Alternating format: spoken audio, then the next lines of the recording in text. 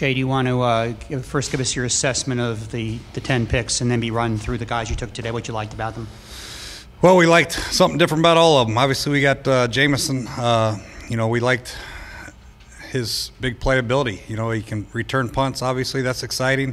Very productive college football player, very tough. And, he's going to be an instant playmaker for us, so that's going to be a good one. Kouandjio from Alabama, big physical offensive guard. You talk about offensive line depth. You can never have too many big guys that can move the pile, powerful people. And knowing him and talking to him at the combine, he's a very good person, works very, very hard, very detailed in what he does, and he'll be a good fit for us. Martell, the linebacker from Arkansas, very productive player, a one-year player, really did some good things in college as a linebacker, physical linebacker. Makes a ton of plays, very, very productive in the games that he played.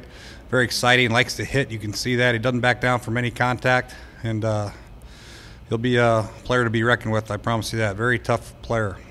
And then Kyshoen from Virginia Tech, safety. Similar type, a little bit undersized for a safety. He's 5'10", but when he brings it, he brings it. He's a tough guy. I think he's going to be very good on special teams, and he'll have to try to work his way into the lineup. But very physical player, very productive player at Virginia Tech. And we like what we saw on tape, and we like, his demeanor and the way he plays.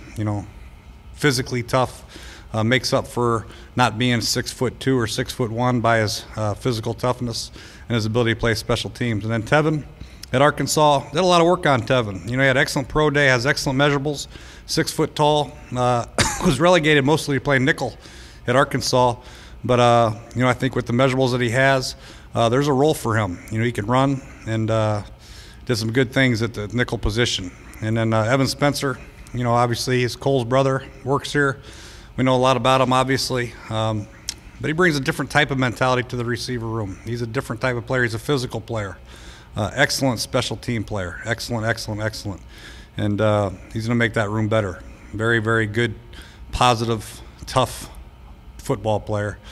And then Austin, with the last pick at South Florida, you watch him on tape and does some really good things. He's a good, solid center, and he'll come in, fit in the mix, and come in and compete like the rest of these guys. And I think, the motto of this draft really is these are all good football players, proven football players, very productive in college, tough, love to play, and we're excited to get to see them. The split's 6-4 offense and 3 offensive linemen, no defensive linemen. If that what you would kind of expected going in? No, it's not what we expected. We got Preston. He's kind of a tweener, but we addressed defensive linemen in the free agency, obviously, and we have some good guys in house. And we wanted to take maybe 1 or 2 of those, but we just felt the players that were available that we did take, were a better fit for us at that time. Especially in the later rounds, a lot of the guys had strong special teams experience, as you mentioned. Why was it so important, I guess, to target guys like that who can work on special teams in the later rounds? Well, our special teams has not been very good the last couple of years, and it's an area that we have to improve in. You really improve special teams by improving your depth. And when your depth becomes improved, then your special teams becomes improved. And the type of mentality that these guys have to have, that Evan Spencer has, that Spaight has, that Kyshoen has, I think these are good fits for us, and they're going to come in and they know on day one, special teams 1, position number 2, that's the way you crack in the lineup. That's the way you crack in the NFL is dominating special teams, making your mark in Coach Kotwika's room, and then when your opportunity's called out there at your position, you make the most of it. But they all have to be good on special teams.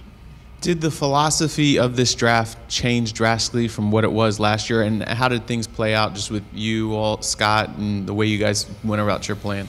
Well, obviously, Scott was the lead dog. That's the biggest change. But really, we all had input. Obviously, he took everybody's input, but not a lot of change. It's just a matter of who was making the final decision. It was really it. But there weren't any head-button issues. Everything went along really smooth. Once the pick was made, we're all in, and we're very excited about the players we got.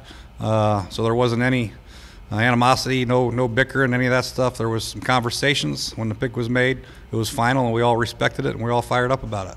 Was there a different sort of player at all that Scott was looking for, that you felt you guys were looking for this year, even as opposed to last year?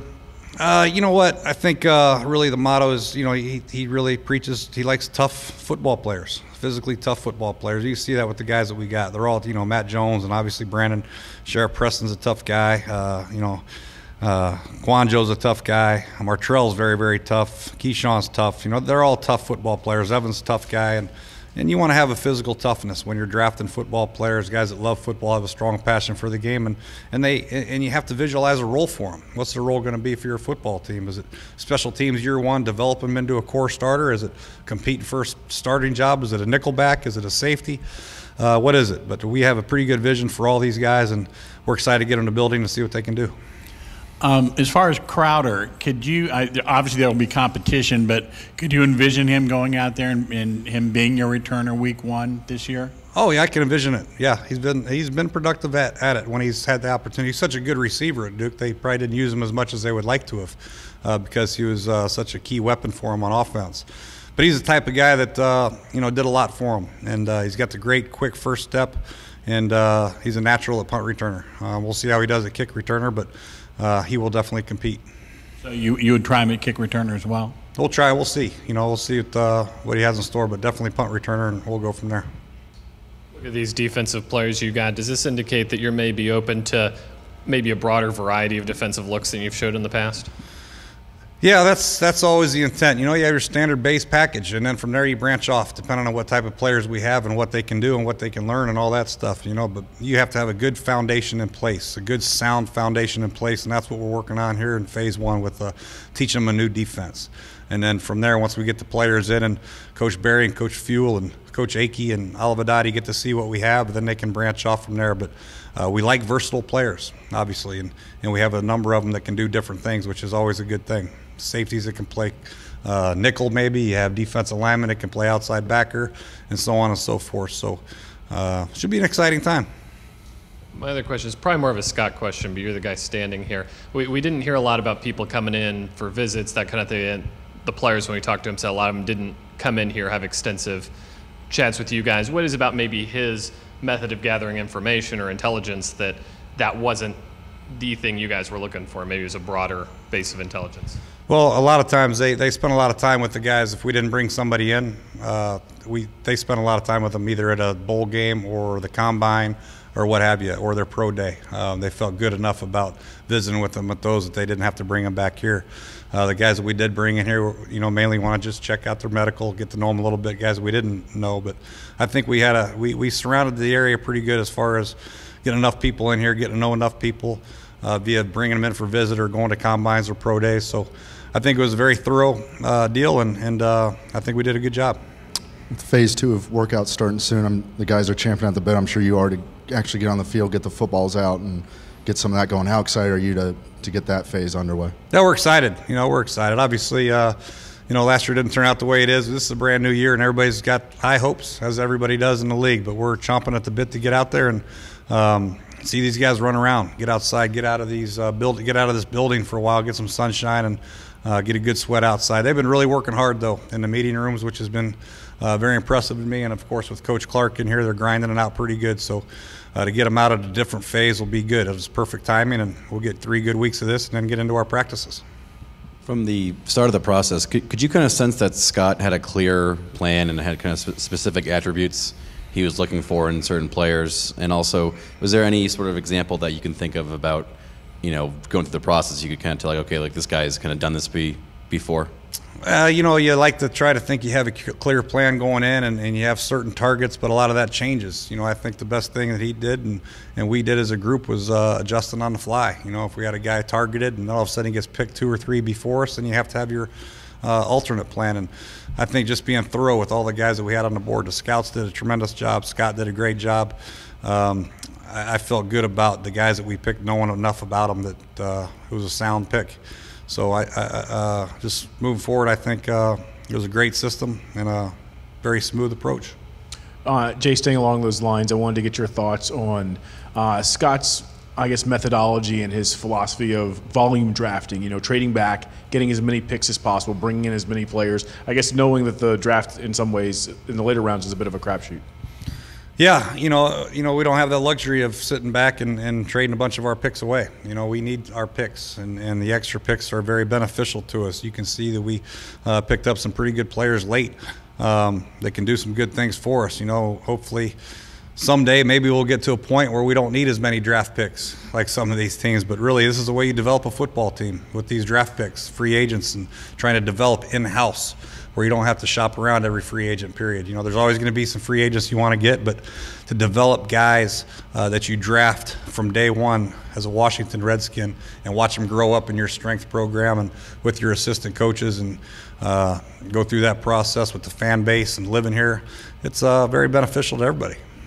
With Kouandjio and Matt Jones, both of them had multiple knee surgeries. Were there concerns about durability and that, and then what dispelled those concerns, if so? Well, they all go through a pretty stiff medical process, and they get checked out pretty well. So we felt good about it moving forward. We would, very careful with that process, and we feel like they've recovered fully. And, nowadays with football the way it is, a lot of these guys in the draft have had some form of injury before that you could probably have an issue with just about everybody in this draft, as tough as the game is. But both those guys have rehabbed extremely hard to get themselves back to 100%, and we feel good about them.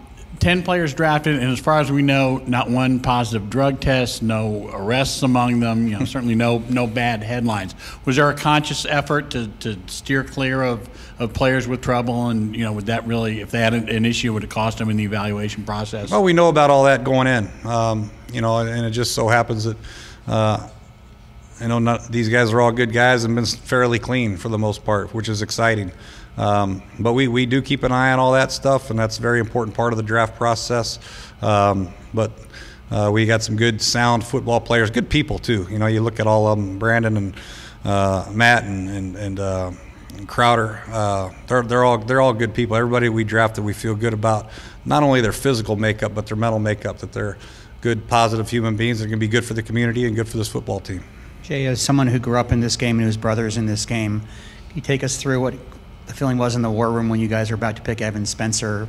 Was there a lot of laughter? I mean, what was it like right then? Because he was telling us he couldn't believe it. Yeah, we just want to make sure he wasn't like his brother Cole, but we let Cole make the initial phone call, and that's a big deal for both of them. And Evan earned it, When you watch him play, you look at his stats, you're like, why would they draft him? But this guy's a very tough football player. He's big, he's fast, he's physical. He's going to be a demon on special teams, and he's going to make it very, hard on everybody to make a move with him. But I think he's going to be here for a while just because of his mental makeup. He's a heck of a person. He's going to work extremely hard. And when you have a guy that's that big and that fast, loves the competition, loves to play special teams, loves to block safeties and corners and all that, you'll find a spot for him on the football team. Were you here this morning to meet the three guys who flew in, and what were kind of your first impressions meeting those guys? Well, I had a chance to meet Brandon, obviously, at the Combine and all that good stuff, and the initial impression with him is you're just impressed with him. He's a big physical guy, big, good-looking kid with a good look in his eye, just loves the game of football, and his eyes light up when he walks in the weight room. He's one of those guys that gets equally as excited as seeing the weight room as anything else. So he's fired up, and Coach Clark's fired up to get his hands on him some more, and very well-schooled kid, and excited to be here. And Preston is baby-faced, man. He's baby-faced, but he's big, long body, and he's what we thought. We got a chance to meet him also. Great kid, smart, picks up the game effortlessly, and he's an exciting prospect. And then Matt, he's a big boy. He's 6'3", and when you look at him, you'd be like, I don't know if I want to tackle this one. He runs hard, he's physical, loves to play, and we're excited about all three of them, obviously.